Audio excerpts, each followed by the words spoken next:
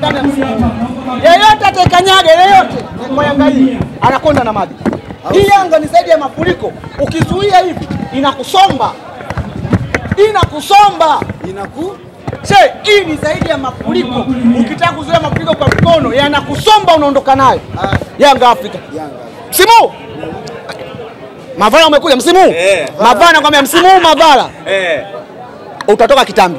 Kwa sababu Yanga itakuwa nashinda. Tumeleta michezaji ambayo hiyo wachezaji ambao Mavala ambao nimewaona. Yupi mwenye mchezaji gani?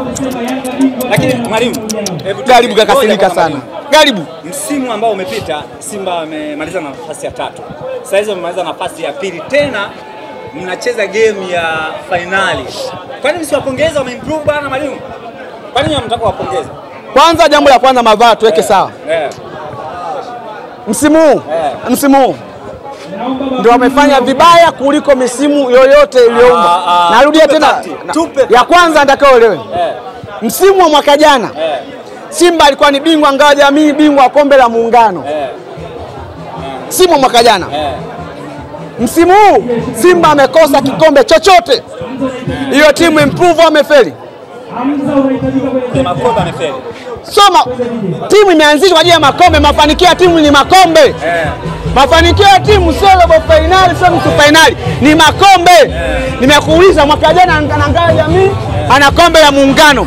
Mwaka huu hana kikombe chochote. Hiyo timu imefeli au imefaulu? Sawa, wamefeli. Wamefeli.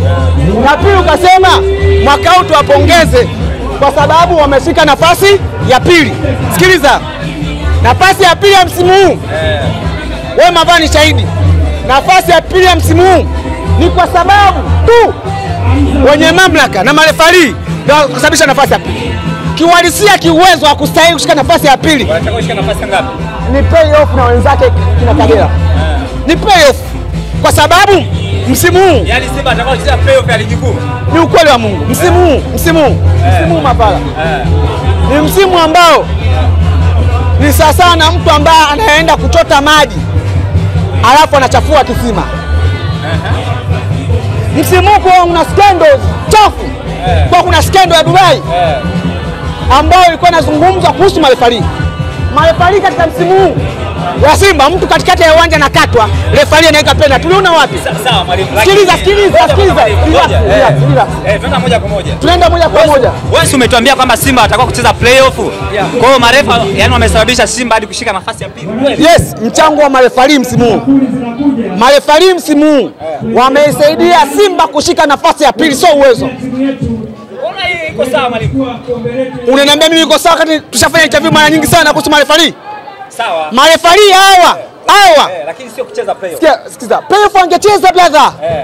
Kama refari wangekuwa kwa serious, wanasema tupo katika kisima, tusichafue kisima kwa ajili tuweke maji sawa, maana yake tunacheza playoff.